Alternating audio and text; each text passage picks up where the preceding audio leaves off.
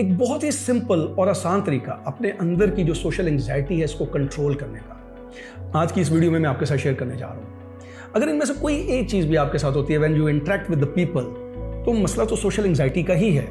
लेकिन ये कोई इतना बड़ा मसला नहीं है, ना ही आप समझो कि शायद आप ही का बहुत बड़ा इशू है।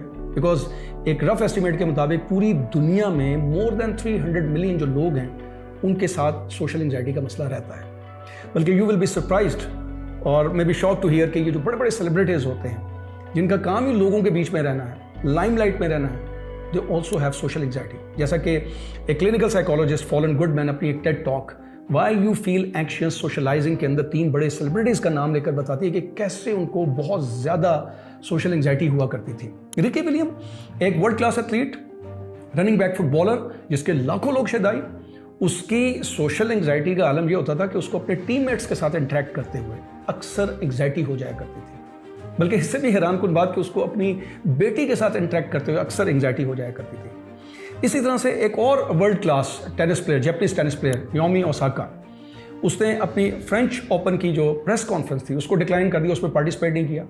वजह क्या थी? Social anxiety. इसी तरह से एक Oscar winning actress Viola Davis, उसके साथ भी यही मसला था। एक्ट्रेस होने के बावजूद लोगों के साथ मिलकर जब एक्टिंग की जाती है, ऑब्वियसली लोगों के बीच में रहना होता है, she also had social anxiety. है ना ये हैरानकुन बात। तो ये आप समझना छोड़ दो कि शायद ये सोशल एंग्जाइटी का मसला आपके साथ है, या आप ये जो अक्सर लोगों के साथ इंटरेक्ट करते हुए डरते हो, उसको अवॉइड करते हो, समझते हो कि लोगों को अवॉइड करना ही सोशल एंग्जाइटी। ऐसा नहीं है, लोगों के बीच में रहकर भी सोशल एंग्जाइटी होती है, जैसे कि मैंने अभी बताया। तो आज की वीडियो में आपको ये समझ आएगी कि कैसे लोगों के बीच में रहने वालों को भी सोशल एंग्जाइटी हो जाती है, और फिर वो सिंपल सी टेक्निक जिससे आपके अंदर जो एंग्जाइटी है उसके ऊपर आप कंट्रोल हासिल कर सकते हो। करोगे ये जो टेक्निक मैं बताऊंगा, इसको अप्लाई करोगे तो कंट्रोल हासिल होगा। तभी समझ आएगी कि सोशल एंग्जाइटी को इतना बड़ा इशू नहीं है, इसको कंट्रोल किया जा सकता है और फिर अंदर का कॉन्फिडेंस बाहर आएगा। और वैसे भी ये बहुत ज़रूरी है, बिकॉज ज़िंदगी में आपकी जितनी भी अपॉर्चुनिटीज़ आती हैं, चाहे वो जॉब के लिए है, बिजनेस के लिए है, किसी भी किस्म की अपॉर्चुनिटीज़, वो इस एंग्जाइटी की वजह से आप अक्सर मिस कर देते हो। इसलिए इस वीडियो को आपने एंड तक देखना है और इसको शेयर भी करना है। और उसके बाद सिर्फ आप लाइक नहीं किया करो, बल्कि कमेंट करके मुझे बताया भी करो। कोई अगर आइडिया है वो भी शेयर किया करो, ताकि उसके ऊपर भी वीडियो बनाई जा सके, और आपका कोई प्रॉब्लम है तो उसको भी सॉल्व किया जा सके।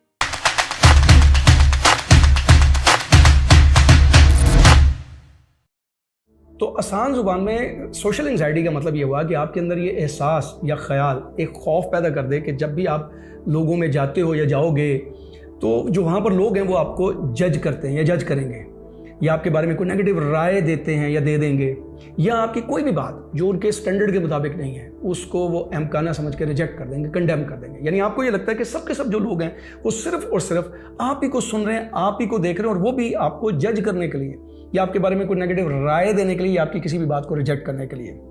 यानी बेसिकली ये कॉन्सेप्ट हुआ मी वर्सेस पीपल, यानी मैं और लोग, जिसकी वजह से आपको लगता है कि सारी की सारी जो लाइट्स हैं वो आपके ऊपर पड़ रही हैं, and that is called spotlight effect.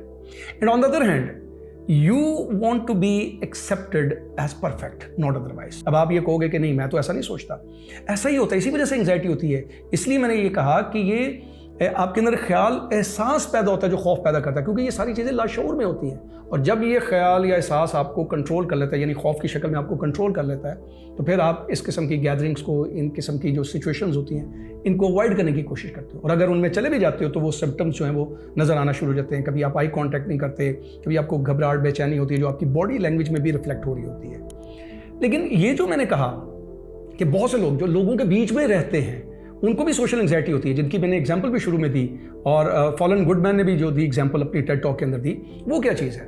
तो देखो ये भी एक मिथ है कि जो सोशली एंग्शियस लोग होते हैं इनको गैदरिंग के अंदर ही सोशल एंग्जाइटी होती है। It does not mean that कि आप लोगों के साथ बिल्कुल भी इंटरेक्ट नहीं करते, कि आप किसी से बात नहीं करते, घर में बात नहीं करते, फैमिली मेम्बर्स के साथ बात नहीं करते, कोई एक आध आपका दोस्त नहीं है, कोई एक राजदार नहीं है जिससे आप कोई बात नहीं करते, किसी शॉप पे जाके बात नहीं करते, ऐसा नहीं है। It is all about some situation, ऐसी सिचुएशन जहाँ पर बिल्कुल अजनबी लोग होंगे जिनके बारे में पहले से आपकी एक राय बन चुकी है कि अजनबी लोग हैं, न जाने वो मेरे बारे में क्या सोचें, क्या राय कायम कर लें, मुझे कैसे देखेंगे, या एक खास किस्म की परसेप्शन चंद लोगों के बारे में बन जाती है कि वो एक खास स्टैंडर्ड के हैं और वो उस स्टैंडर्ड के मुताबिक आपको देखना चाहते हैं। So this does not mean कि इन एवरी सिचुएशन ये आपके साथ होगी। आप किसी न किसी फॉर्म में लोगों के साथ इंटरेक्ट करते ही रहते हैं, और जब आपको इस सिचुएशन में जाना पड़ जाए फॉर एग्जाम्पल, तो उस वक्त आपकी सारी तवज्जो जो है वो लोगों के ऊपर होने की बजाय खुद के ऊपर होती है, यानी आपकी अपनी तवज्जो अपने ऊपर होती है। और आपको महसूस ये होने लग पड़ता है कि जो लोग हैं वो सिर्फ आप ही को देख रहे हैं, आप ही को जज कर रहे हैं। लेकिन इंटरेस्टिंग चीज़ ये है कि जैसे आपको लग रहा होता है ना कि सारे लोग आपको देख रहे हैं, वहाँ पर बैठे बेशुमार लोगों को भी ऐसा ही लग रहा होता है। उनको भी महसूस हो रहा होता है कि जैसे उनको कोई देख रहा है, वो भी एंक्शियस होते हैं, लेकिन आपको वो नज़र नहीं आ रहा होता क्योंकि आपकी तवज्जो सिर्फ अपने ऊपर होती है। अगर आप उनके ऊपर तवज्जो करोगे तभी उनकी आईज़ को देखकर, उनकी बॉडी लैंग्वेज को देखकर, उनकी हरकतों सकनात को देखकर आपको लगेगा कि कहीं ना कहीं किसी न किसी शक्ल में बेचैनी उनके अंदर भी है। कुछ लोग उसको कंट्रोल कर लेते हैं, ज़्यादा तक लोग कंट्रोल नहीं कर पाते।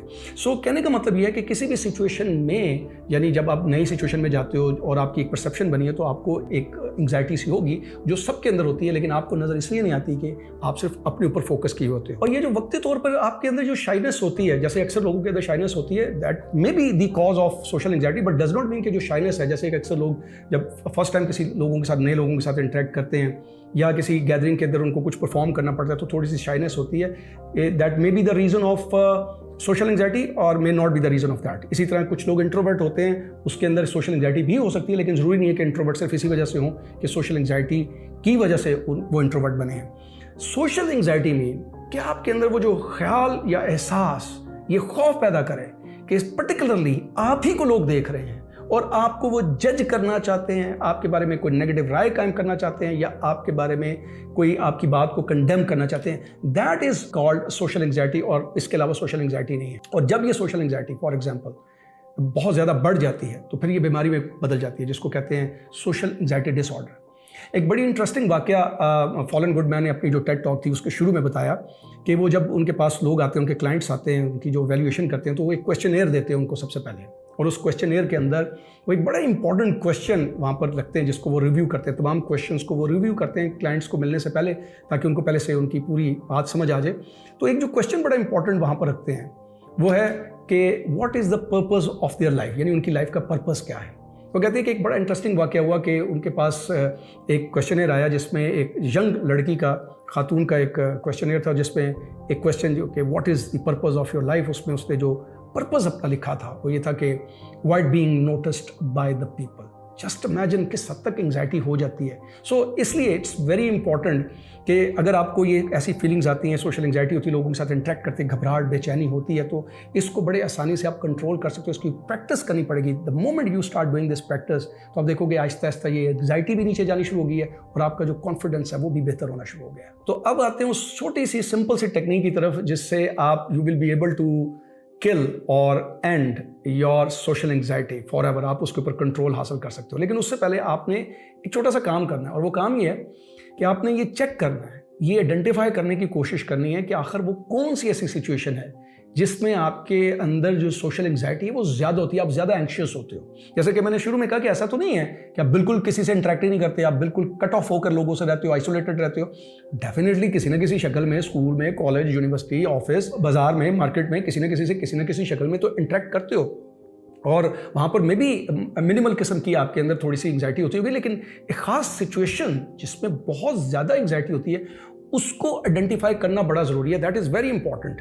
ये नहीं कि आप ऐसे ही मान लो कि मुझे हर जगह सोशल एंग्जाइटी होती है, इससे फिर आप उसको हल नहीं कर सकोगे, उसका कंट्रोल हासिल नहीं कर सकोगे। That is why it is very important कि वो एग्जैक्ट सिचुएशन का आपको पता चले। जैसे कि फॉर एग्जाम्पल मेरे जो दोनों बेटे हैं, they are also conscious when they have to interact with the people, they become conscious, they are anxious, लेकिन दोनों की सिचुएशन बिल्कुल मुख्तलिफ है। जो मेरा छोटा बेटा है, ही remains conscious all the time. I mean घर में भी होगा तो वो बहुत ज़्यादा कॉन्शियस और अलर्ट रहता है। हर बात जब वो करता है, अक्सर कई बातों को वो जो नई बात करेगा तो उसको करने के बाद वो रिपीट करता है इन ऑर्डर टू रिकन्फर्म के मैंने बात सही की है, क्योंकि उसको लगता है कि उसको जज कर रहे हैं, देख रहे हैं, उसका बड़ा भाई उसको जज कर रहा है, या ख़ासतौर पर मैं उसको कर रहा हूँ। वो अक्सर ऐसा छोटे बच्चों के साथ होता है, बिकॉज छोटे बच्चों को अक्सर सभी किसी न किसी फॉर्म में एडवाइस करते रहते हैं, टोकते रहते हैं, उसको कुछ बताते रहते हैं, उसका कंपैरिजन करते रहते हैं। तो अक्सर छोटे बच्चों के जहन में ये बात बैठ जाती है कि शायद वो जो भी बात कर रहे हैं वो गलत होगी, उस पर डांट पड़ेगी या उसको लोग जज कर रहे हैं, ऑब्जर्व कर रहे हैं। So that is why he gets alert. Even वो मुझसे भी बात करते हुए बहुत ज़्यादा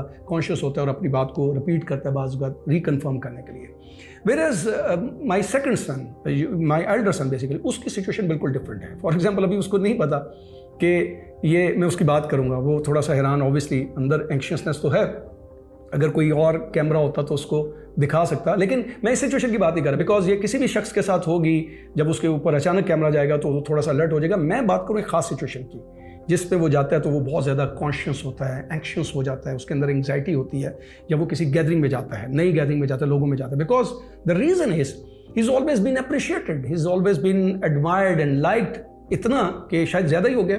तो उसके दिमाग में ख़ास किस्म का स्टैंडर्ड बन गया हुआ है, वो उस स्टैंडर्ड पे अपने आप को देख रहा होता है और अपने ही उसके अंदर का जो सेल्फ डाउट है उस स्टैंडर्ड के मुताबिक उसको बताता है कि शायद उस स्टैंडर्ड के मुताबिक सही नहीं है, या उसकी कोई बात जो है वो अगर उस तरीके से ना हुई तो लोग उसके बारे में क्या राय कायम करेंगे। That's why he becomes conscious and alert, और वो चीज़ उसकी रवैये में रिफ्लेक्ट होती है। बिकॉज जब वो तैयार होता है, फॉर एग्जाम्पल, तो वो तैयार होता है तो ड्रेसिंग के बारे में बहुत ज़्यादा कॉन्शियस होता है, सिलेक्टिव होता है, बार बार उसके बारे में पूछता है इन ऑर्डर टू सी कि पता नहीं ठीक लगेगा, क्योंकि उसको लगता है कि सारे लोग उसको देख रहे हैं, या उसके कपड़े जो हैं वो शायद सबके मुताबिक या मेरे कम अज़ कम मुताबिक होने चाहिए, समथिंग लाइक दैट, जो कि उसका लाशऊर ऑब्वियसली, जैसे मैंने कहा कि लाशऊर ये सब कुछ करता है, तो वो एज्यूम कर लेता है और उसको वो उसके अंदर वो जो एंग्जाइटी है वो पैदा होनी शुरू हो जाती है। ये दोनों बच्चों की एग्जाम्पल मैंने इसलिए दी so that you understand 3 things. Number 1 कि सबको किसी न किसी शक्ल में एंग्जाइटी होती है। फॉर एग्जाम्पल, अगर मैं जब कैमरे के सामने आता हूँ या बहुत शुरू में जब आता था तो थोड़ा बहुत कॉन्शियस होना, एंग्जाइटी तो होती थी कि बिकॉज कैमरे के सामने तो नहीं, मेरे सामने लोग तो नहीं है, एकदम तो मुझे नजर नहीं आ रहे, मुझे तो नहीं पता कौन मुझे देख रहा है। It's a machine gives me something else, I mean the signal that it gives it's quite different. इस सिग्नल से मुझे लगता है कि जैसे पता नहीं मैं खुद से बात करूं तो एक बंदा अलर्ट हो जाता है, उसके अंदर एक एंग्जाइटी पैदा होती है कि गलत ना बोल दूं, वो लफ्ज़ रिकॉर्ड हो जाएगा, वो सही होगा या नहीं होगा। So this happens to everyone. दूसरी चीज़ ये है कि मुख्तलिफ लोगों की जो एंग्जाइटी है वो डिफरेंट तरीके से रिफ्लेक्ट होती है, वो डिफरेंट तरीके से रिफ्लेक्ट करते हैं ऑब्वियसली, और डेफिनेटली उन सब की यानी सिचुएशंस डिफरेंट होगी, सबकी एक जैसी सिचुएशन होगी। सो इसलिए इट्स वेरी इंपॉर्टेंट कि आप उस सिचुएशन को, पर्टिकुलर सिचुएशन को ज़रूर आइडेंटिफाई करो कि वो कौन सी सिचुएशन है जिसमें आपके अंदर एंग्जाइटी पैदा होती है। वंस यू आइडेंटिफाई, तो अब आते हैं उस important, simple but interesting technique की तरफ जिससे आप अपनी एंग्जाइटी को कंट्रोल कर सकते हो। तो उसके लिए आपको देखना पड़ेगा कि मैंने सोशल एंग्जाइटी के बारे में क्या बताया, कि क्या है सोशल एंग्जाइटी। यानी एक ख्याल या एहसास कि सब लोग आपको देख रहे हैं और उसकी वजह से आपको लगता है कि सारी लाइट्स आपकी तरफ पड़ रही हैं, that is called spotlight effect. तो अब आपने करना ये है कि the moment you go to meet someone, जिससे इंटरेक्ट करने जाओगे, चाहे वो एक शख्स है चाहे वो गैदरिंग है, आपने अपने दिमाग को कन्विंस करना है, इमेजिन ये करना है कि वो जो लाइट है आपके ऊपर पड़ रही है, वो सारी की सारी लाइट एकदम से चली जाती है उन लोगों की तरफ, उस शख्स की तरफ या उन लोगों की तरफ चली जाती है जो आपके साथ इंटरेक्ट करे या जिनके साथ आप इंटरेक्ट कर रहे हो। The moment you do this, ये आपने लाजमी इमेजिन करना है, और इमेजिन करना है कि वो अब उस लाइट को अवॉइड करना चाह रहे हैं। They become alert, they become conscious, they are anxious, क्योंकि हर इंसान के अंदर, ये आपने कॉन्सेप्ट अपने ज़हन में बिठाना है कि हर इंसान के अंदर थोड़ी बहुत एंग्जाइटी होती है, तो अब वो उस सिचुएशन को अवॉइड करना चाह रहे हैं and you want to see that situation. इसका फायदा क्या होगा? 2 चीज़ें होंगी। नंबर 1, एक तो वो जो आपका लूप था जिसकी वजह से सिर्फ तवज्जो आपकी अपने ऊपर थी वो टूटेगी और आपकी तवज्जो दूसरी तरफ जाएगी। जाहिर बात है, जब लाइट इमेजिन करोगे उनकी तरफ जा रही हो तो आप उसकी तरफ अपना चेहरा करोगे, अपनी आंखें उसकी तरफ करोगे, दैट इज़ वेरी इंपॉर्टेंट। जब वो लूप टूटेगा तो आपकी जो तवज्जो दूसरी तरफ जाएगी, this is really needed, much needed. And second important thing, आपने थोड़ी सी हिम्मत करके उसको प्रोलॉन्ग करना है, यानी उनके साथ आई कॉन्टैक्ट रखने की कोशिश करनी है। बेशक अंदर थोड़ी सी एंग्जाइटी चलती जा रही है, लेकिन आपने उनके साथ आई कॉन्टैक्ट करना है, उनकी तरफ देखने की कोशिश करनी है। द रीजन इज, इससे आपके ब्रेन को जो सिग्नल जाएगा कि the situation is familiar. Because याद रखना कि ये जो हमारा ब्रेन है, ये हमें हमेशा, हर इंसान को अनफेमिलियर सिचुएशन के से अलर्ट करता है, उससे बताता है, क्योंकि वो बताता है कि शायद कहीं थ्रेट ना हो, वो हमारे सर्वाइवल को किसी भी सूरत में ख़तरे में नहीं डालना चाहता। So what it does is कि जैसे ही आप एक अनफेमिलियर सिचुएशन में जाते हैं जहाँ पर आप कभी भी पहले गए नहीं, तो उसके बारे में डेफिनेटली आपके अंदर थोड़ी सी तशवीश, एंग्जाइटी जो है वो पैदा करता है। मगर आप अगर उस सिचुएशन में एडजस्ट हो जाते हैं, थोड़ी देर रहते हैं, तो कुछ देर के बाद वो सारी जो सिचुएशन थी वो पैसिव होना शुरू हो जाती है, वो आहिस्ता आहिस्ता डाइल्यूट होना शुरू हो जाती है। That is why it is very important कि आपने थोड़ी सी हिम्मत करके जब आपने इंटरेक्ट करना है तो आपने उसको प्रोलॉन्ग करना है, ताकि आपके ब्रेन को ये सिग्नल जाए कि this is a familiar situation. तो आपका देखेंगे कि आहिस्ता आहिस्ता एंग्जाइटी आनी शुरू हो जाएगी। और जब आपने इंटरेक्ट करना है तो 3 काम करने हैं। नंबर 1 कि आपने गौर से सुनना है, दिस इज़ वेरी इंपॉर्टेंट, क्योंकि अक्सर आपका ध्यान अपनी तरफ रहता है। सो आपने तवज्जो उधर रखनी है, जहाँ देखना है वहाँ पर सुनना भी है गौर से, ताकि सुनने जिसके साथ आप बात करें उसको भी ये लगे कि आप उसके अंदर इंटरेस्ट ले रहे हैं, नंबर 1। और नंबर 2, किसी ना किसी शक्ल में आपने रिस्पॉन्ड करना है, चाहे वो बॉडी लैंग्वेज की सूरत में ही आप रिस्पॉन्ड करो, उसको भी पता चले कि आप उसके साथ इंटरेक्ट हो। और एक तो आप देखेंगे, जब गौर से आप उनसे बात करेंगे, उनके सुनेंगे, तो आपको कहीं ना कहीं उनके अंदर की जो एंग्जाइटी है वो किसी न किसी शक्ल में नज़र ज़रूर आएगी।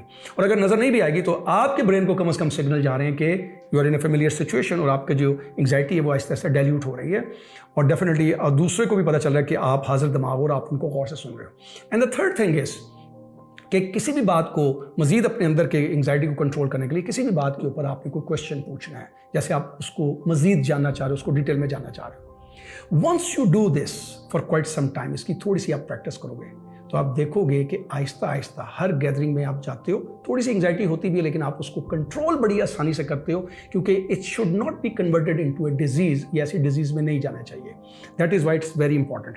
सो अब आपने इस वीडियो के बाद एक फ़ौरन किसी छोटी सी गैदरिंग के अंदर ये तजर्बा ज़रूर करना है, लाजमी करना है, कॉन्शियसली अपने आप को कन्विंस करना है कि मैंने ये एक्टिविटी करनी है। एंग्जाइटी होगी, डेफिनेटली थोड़ी बहुत होगी, एक्सेप्ट करना कि यस हो रहा है, हार्ट बीट तेज़ हो रही है, चेहरा ब्लश हो रहा है, ब्रीदिंग के अंदर फ़र्क आ रहा है, बट एक्सेप्ट करते हुए आपने ये कदम उठाना कि मुझे इसका हल पता है और अब वो हल ये है कि अब मैंने लाइट अपने से उठाकर उनकी तरफ कर दी है और मैं उनको देखना चाहता हूँ। It is a kind of a fun for me, it is a kind of a fun and I want to enjoy it and I want to see कि मैं जैसे एंक्शियस होता हूँ लोग कैसे एंक्शियस होते हैं। So in this way you will see कि स्लोली एंड ग्रेजुअली जो है आप इसको कंट्रोल कर लोगे। यानी आपने ये प्रैक्टिस छोड़नी नहीं है, इसको जारी रखना है। जैसे मैं अक्सर कहता हूँ कि ज़िंदगी कभी भी परफेक्ट नहीं होती, ये मुसलसल कंस्ट्रक्शन का नाम है, खुद के साथ जदोजहद करना पड़ती है। तो अपनी सोशल एंग्जाइटी जितनी भी है उसको कंट्रोल करने के लिए ये एक जदोजहद करो ताकि ये किसी सूरत में भी बीमारी में कन्वर्ट ना हो।